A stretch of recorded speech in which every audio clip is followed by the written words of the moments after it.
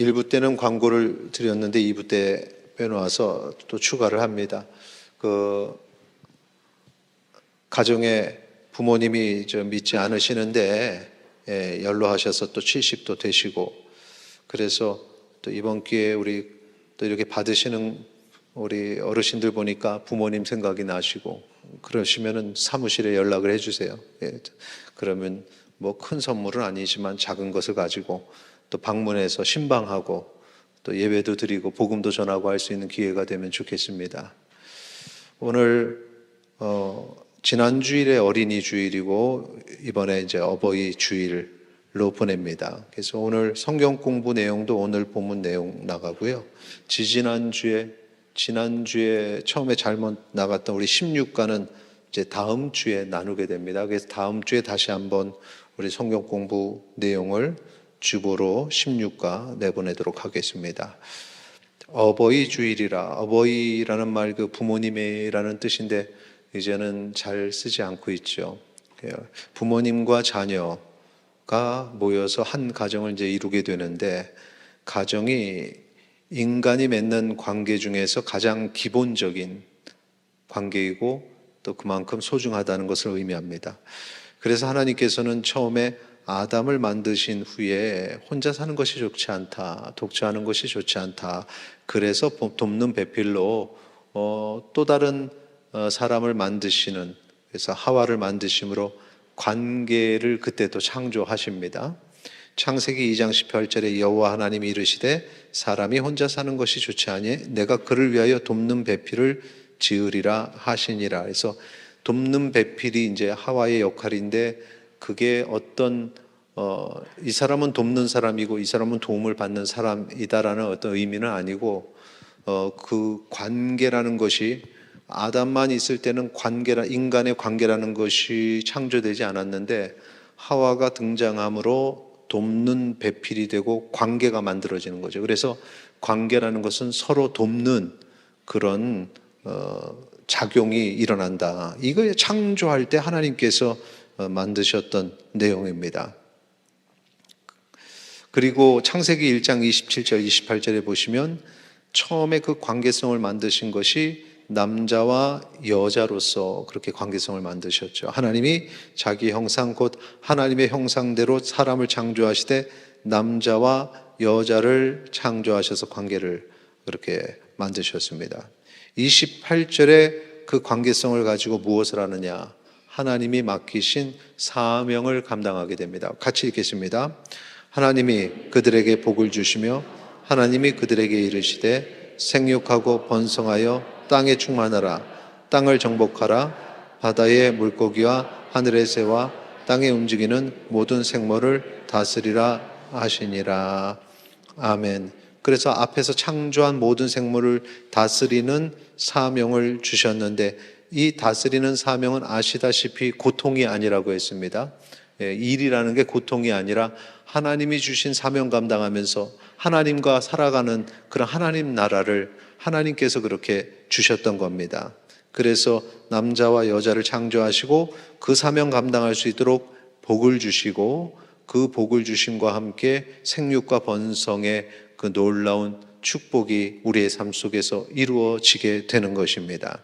자, 하나님은 이렇게 우리에게 놀라운 복을 주셨는데, 이 복이 언약의 축복이 되는 겁니다. 언약의 축복이 이 모든 인류의 조상인 아담과 하와에게 주어졌고, 그것이 타락으로 말미암아 언약이 깨지는데, 그 뒤에도 하나님은 언약을 회복시키시고 계속해서 생육과 번성의 복을 주시기를 원하는 겁니다. 그래서 하나님께서 우리에게 계속해서 이 언약의 축복을 내리시는 것입니다. 자, 이것이 생육과 번성이 어떻게 이루어지느냐? 창세기 2장 24절 이러므로 같이 읽겠습니다. 남자가 부모를 떠나 그의 아내와 합하여 둘이 한 몸을 이룰지로다. 이것이 무엇입니까? 남자와 여자라는 관계성을 만드시고 거기서 멈춘 것이 아니라 그 다음에 생육과 번성의 복을 주심으로 자녀들이 성장하면 이제 그 자녀가 부모를 떠나서 또 남녀가 만나서 한 몸을 이루어서 또 그 언약의 축복의 대를 이어가게 됩니다. 그 다음 때에서 그것을 이어가게 되는 것이고, 그 다음 때에서 이어가게 되는 것입니다. 그래서 여기서 말하는 것은 단순히 어떤 생물학적인 대를 이어간다는 의미가 아니라 하나님의 계획하심과 하나님의 그 언약의 대를 이어가는 그 놀라운 계획을 하나님께서 세우셨다는 것입니다. 그렇게 가정은 하나님께서 인간의 관계를 세우시는 가장 기본적인 그런 그룹이 되었고, 또 하나님의 그 언약의 대를 이어가시는 그런 중요한 도구가 이 가정이 되었다는 것입니다. 그런데 이것이 진리요 창조의 섭리인데 이걸 알지 못하고 또 이걸 알아도 거부하는 그런 사람들이 있습니다. 그래서 이 사람들은 뭐라 그러냐면은 하나님이 남자와 여자를 창조하신 것을 거부하죠. 그래서 제3의 성이 있다라고 얘기를 하고, 그 성이 뭐 거기서 구분하는 성은 뭐 어마어마합니다. 그래서 나중에는 이게 성을 객관적으로 창조된 성이 아니라 우리가 정하는 성이 됩니다. 우리가 정하는 성. 이걸 통해서 그 다음에 끝나는 것이 아니라 이제 가족이라는 구성 자체도 다르게 이제 생각하는 겁니다. 이런 남녀가 만나고 자녀가 출산이 되는 이런 가정을 이런 기본적인 가정의 개념을 깨트리고자 하는 것이죠. 그래서 창세기 2장 24절에 남녀가 만나서 가정을 이룬다는 진리를 거부합니다. 그래서 그들이 주장하는 바는 이거죠. 남자와 여자가 만나는 것이 아니라 남자와 남자가 만나서 부부가 되고 여자가 여자를 만나서 부부가 되는, 이걸 법적으로 인정해 달라라는 것입니다. 단순히 우리가 이렇게 성적 지향성을 가지고 있고 우리가 그들을 만나서 살 테니까 그걸 이제 법적으로 이렇게 인정을 해서 법적인 혜택을 받게 해달라, 선이 아니라 진리를 거부하는 그런 어떤 가족이라는 구성원 자체의 개념을 바꿔버리는, 거기까지 이제 요구하는 선까지 가는 겁니다. 그래서 이제 이 지구촌에서 여러 군데에서 이걸 법을 개정을 해서 가정의 개념을 바꾸고 부부의 개념을 바꾸는 일들이 벌어지고 있고, 우리나라에서도 계속 그걸 요구하는 그 소수의 사람들이 있습니다. 그런데 법을 통과시켜서 부부의 개념을, 가정의 개념을 그들의 요구대로 바꾼다고 하더라도, 그렇게 해서 법이 바뀌었다고 해도 그것이 진리가 바뀌는 건 아닙니다. 진리는 변하는 게 아닙니다. 진리는 그대로 남죠. 그 진리가 뭡니까? 창세기 2장 24절. 이러므로 남자가 부모를 떠나 그 아내와 합하여 둘이 한 몸을 이루어가는 이 생육과 번성의 하나님의 계획하심, 남자가 여자를 만나 한 가정을, 공동체를 세우고 그 다음에 그 가정 공동체가 이어져 가는 것이라는 것이죠. 물론 이것이 하나님의 아름다운 원리인데 인간이 타락함으로 말미암아 그 타락으로 인해서 우리의 모든 것이 다 일그러지게 됩니다. 하나님이 주신 귀한 선물들이 일그러지게 됐고, 그래서 부부의 관계도 일그러지고 가정의 관계도 일그러지고, 그러면서 오는 이것을 흔들려는 어떤 그런 시도들도 다 일그러진 우리의 아픔입니다. 이것은 특별한 사람들의 모습이 아닙니다. 그러니까 우리가 평소에 듣지 못했다고 해서 그들을 우리와는 다른, 나는 정결하고 고결하고 거룩한데 저들은 정결하지 못하고 거룩하지 못한 자들이다라는 개념으로 가서는 안 됩니다. 그건 아닙니다. 우리 모두 다 타락했고 나도 그 타락함 속에서 살아가는 그런 연약한 인간이고, 그들도 그 타락함 속에서 그런 모습들이 보여지는 연약한 인간이라는 것, 이것이 현실을 바로 보는 눈입니다. 타락한 모습이라는 거죠. 그래서 이 아픔을 우리는 타락에서 그 근본적인 원인을 찾을 수 있는데, 그런 아픔들이 있다고 해서 그들을 나는 거룩하고 너희는 거룩하지 않아라고 그들을 소외시켜서는 안 됩니다. 그러나 또 반대로 그들이 아프다고 해서 진리를 거부하고 그래 그게 맞아 하면 안 된다는 것입니다. 하나님께서 가정을 세우셨고 하나님께서 가정의 주인이 되심을 고백하시기 바랍니다. 이 가정을 온전하게 세우기 위해서는 앞에서 말씀드렸습니다. 협력자라고 했습니다. 협력이 필요합니다. 왜? 관계에는 협력이 반드시 필요한 겁니다. 이 가정이라는 공동체가 무너질 때는 협력이 사라질 때 무너집니다. 서로 교류하지 않고 서로 나눔을 갖지 않고 가정의 일에 대해서 서로 의논하지 않고 자녀 교육에 대해서 서로 의논하지 않을 때 문제가 생기기 시작합니다.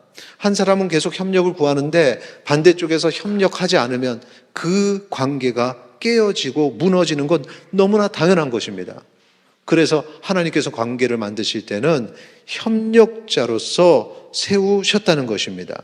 자, 오늘 어버이 주일에서 특별히 우리가 자녀로서 부모님에게 협력하고 뭔가 그런 어떤 노력들을 해야 되는데 어떤 노력들을 해야 될까? 오늘 말씀을 통해서 좀 깨닫게 되기를 소망합니다. 자, 두 가지입니다.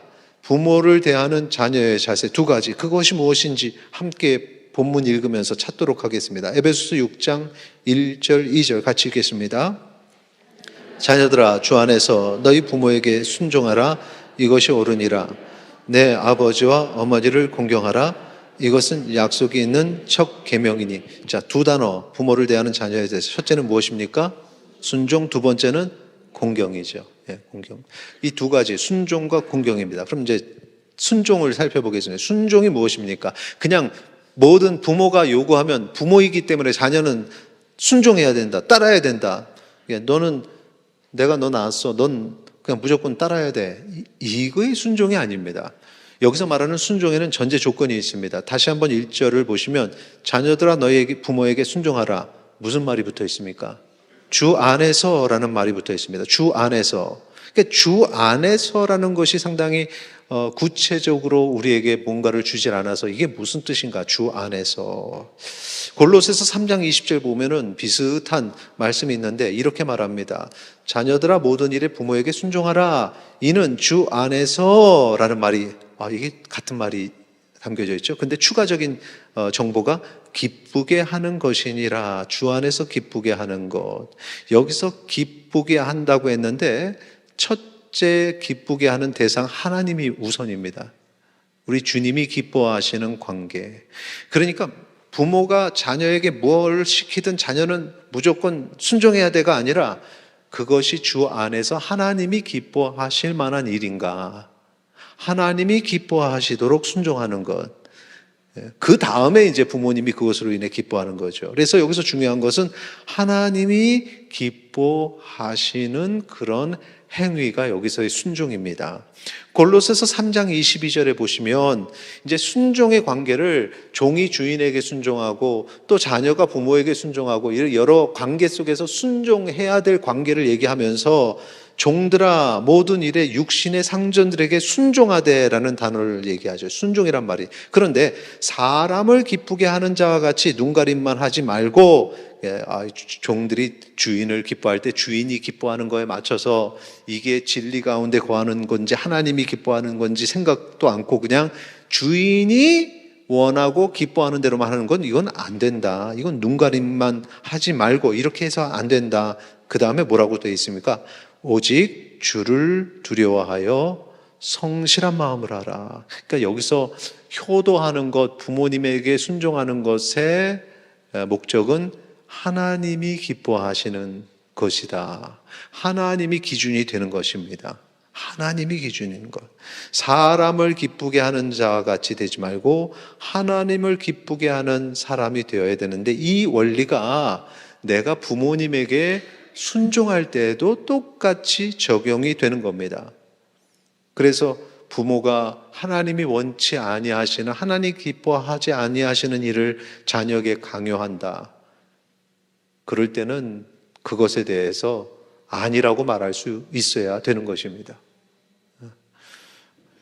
이렇게 하나님은 부모에게 순종하는 하나님의 뜻에 주 안에서 순종하는 자에게 기뻐하는 마음 때문에 선물을 주시길 원하시죠. 복을 주시길 원하십니다.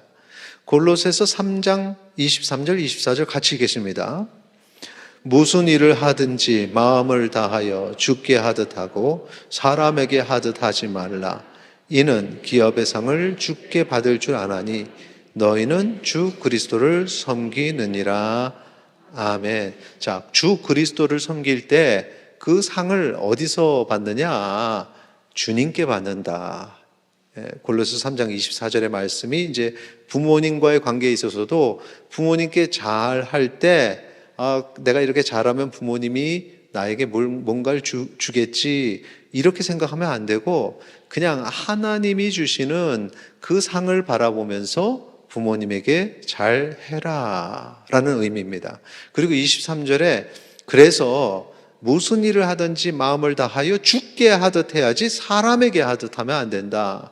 그래서 하나님이 상 주시니까 부모에게 잘할 때도 부모님 바라보고 부모님이 나한테 얼마나 잘해주는가 보고 부모님한테 잘하려는 이런 비즈니스 관계가 돼서는 안 되고 조건 없는 사랑을 부모님에게 드려야 되고 순종해야 되는데 그것이 바로 하나님이 내게 주신 명령이기 때문에 그렇습니다. 그러니까 하나님 바라보면서 잘하는 겁니다. 이런 분들이 있잖아요. 그냥 어릴 때 부모님이 나에게 너무 막하고 내가 상처가 돼서 그게 남아있어요. 그러니까 나도 잘하고 싶지 않아요. 이건 주고받는 거죠. 그런데 그게 아니라 그냥 하나님이 내게 명령하셔서 내가 부모에게 그 사랑을 전해야 되는데 물론 순종이란 단어에 주 안에서라고 했으니까 주님이 기뻐하시는 그 모습으로. 그런데 주님이 어떤 걸 기뻐하시냐 하면은 조건에 따라서 달라지는 것이 아니라 무한한 사랑으로 그를 품는 것. 이것이 주님의 사랑의 원리니 조건과 상관없이 우리의 마음을 우리 부모에게 우리 순종의 마음으로 그렇게 하나님의 영광을 위해서 행하시기 바랍니다. 이게 순종에 담겨져 있는 의미입니다. 두 번째 부모를 대하는 자세는 공경입니다. 공경이라는 단어에 쓰인 이 헬라어 티아마오는 어떤 것의 가치를 이렇게 두는 것을 말합니다. 어떤 일에 가치를 두는 것. 그러니까 부모님께서 여기 앞에 계시고 또 부모님께 내가 무언가를 할 때 그냥 가치를 둔다라는 건 이게 높여드리는 겁니다. 높여드리는 것. 하나님을 높여드립니다라는 말은 우리가 많이 해봤지만 부모님을 높여드립니다라는 이런 고백은 많이 안 해보셨을 겁니다. 그런데 지금 여기서 공경하라는 단어를 통해서 하나님께서 원하시는 것은 부모님을 이렇게 높여드리길 하나님이 원하신다는 겁니다. 그런데 그게 사람 때문이 아니라 하나님 때문에 이걸 가지고서는 하나님 높여드리는 것처럼 부모를 높여드리는 건 이건 우상숭배야. 그렇게 하면 안 돼. 그거는 이제 성경을 오해해서 그런 겁니다. 하나님이 원하시는 것은 내 부모를 이렇게 좀 높여라. 이걸 원하시니 내가 하나님을 바라보고 하나님께 순종하는 마음으로 네 알겠습니다 해서 부모님을 높여드리는 건 우상숭배가 아니죠. 하나님이 기뻐하시는 일이기 때문에 그렇습니다. 그래서 하나님께서 우리에게 이걸 명령하시는 겁니다. 에베소서 6장 2절 같이 읽겠습니다. 내 아버지와 어머니를 공경하라. 이것은 약속이 있는 첫 계명이니 라고 말합니다. 아버지와 어머니를 공경하는 것, 높여드리는 것, 이거 하나님의 계명, 명령이다. 그런데 제일 중요한 첫 계명이다 라고 말합니다. 여기서 말하는 첫 계명이라는 말의 의미는 하나님이 우리에게 주신 명령, 계명 10계명입니다. 10계명 중에 이제 앞에서 잘 아시지만 하나님과 관계된 것 1에서 4계명이 있고 그래서 하나님과의 관계된 것을 제외하고 나면 그 다음에 5계명서부터 10계명 중에 내 부모를 공경하라 이런 이 계명이 제일 첫 번째 있다는 겁니다. 이게 제일 중요한 것이다. 인간과의 관련된 명령 중에서 가장 첫 번째 나오는 계명이라는 겁니다. 그런데 이 계명은 약속이 있는 첫 계명입니다. 그러니까 그 계명을 지킴으로 그냥 끝나는 게 아니라 하나님께서는 그 계명을 지키는 자에게 언약의 축복을 주셨다는 거죠.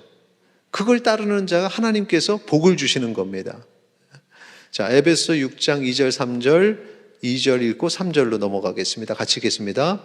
내 아버지와 어머니를 공경하라. 이것은 약속이 있는 첫 계명이니 이로써 내가 잘되고 땅에서 장수하리라.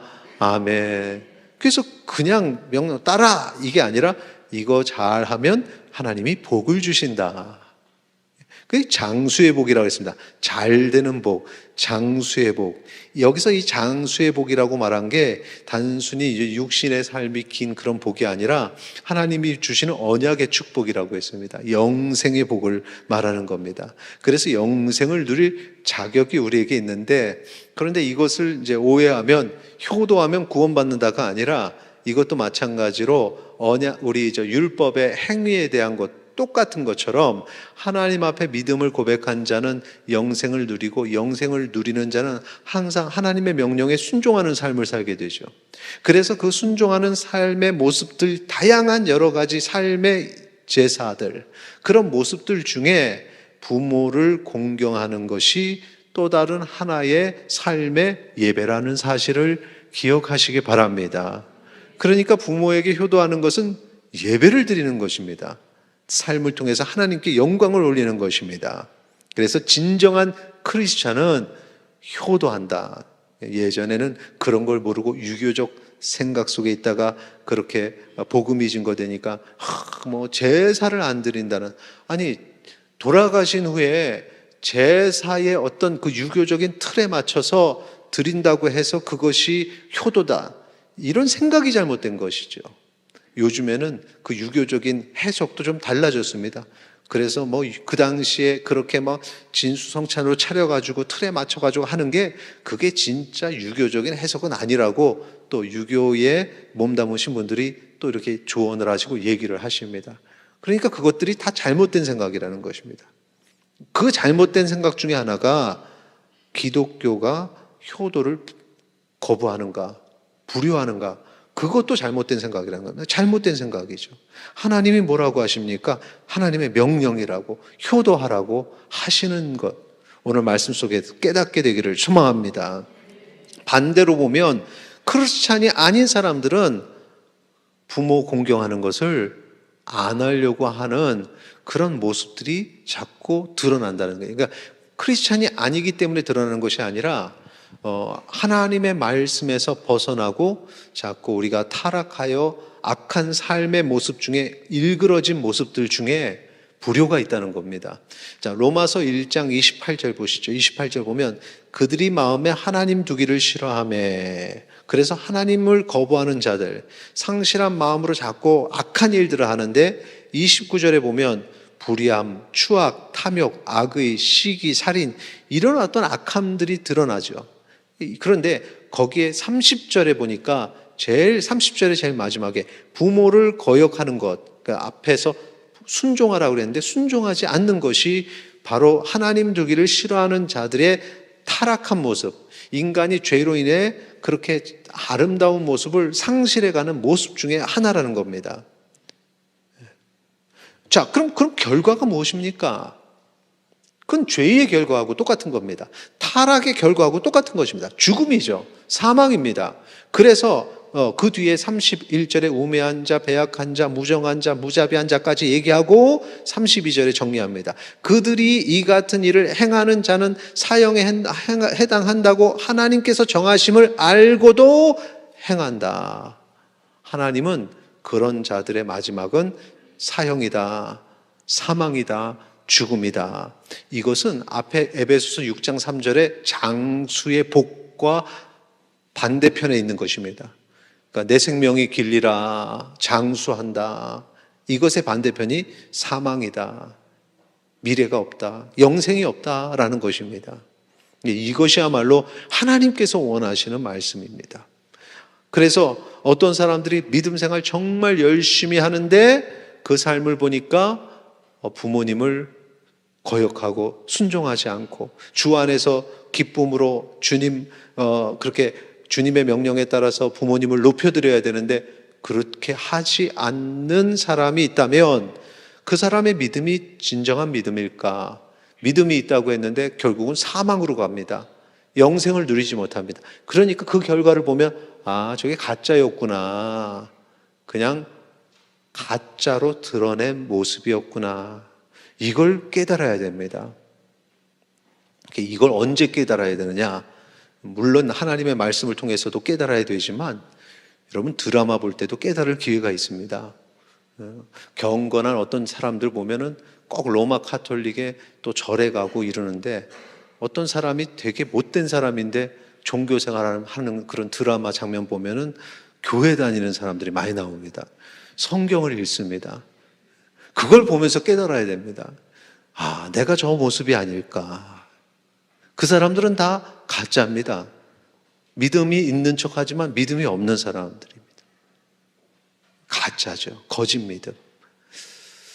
디모데후서 3장 1절 보시면 말세에 고통하는 때가 오는데 그 말세에 나타나는 여러 현상들 2절에 보시면 어떤 현상들이 있느냐? 되게 자기를 사랑하고 자기중심적인 돈을 사랑합니다. 자랑을 자기를 드러내는 그런 시대가 옵니다. 교만한 사람들 서로 비방합니다. 거기에 하나가 부모를 거역합니다. 순종하지 않습니다. 이게 나오는 겁니다. 감사하지 않고 거룩하지 않은. 그러니까 부모를 거역하는 것이나 거룩하지 않은 모습이 다 마지막 때에 일어나는 사람들의 모습. 5절 보세요. 경건의 모양이 있습니다. 교회 다니는 것 같고 직분이 있는 것 같고 열심히 있는 것 같고 그런데 경건의 능력을 부인하는 자들, 실제적으로 그 말씀대로 살지 않는 사람들, 이 같은 자들에게서 여러분에게 뭐라고 얘기하죠? 내가 돌아서라. 이런 모습이 되지 말고 우리는 하나님을 사랑하고 이웃을 사랑하고 그 말씀에 순종하여 부모에게 효도하는 주의 백성 되시기를 바랍니다. 이것이 바로 우리에게 주신 하나님의 명령입니다. 출애굽기 20장 12절에 말씀이 바로 그 처음에 주셨던 말씀이죠. 같이 읽겠습니다. 내 부모를 공경하라.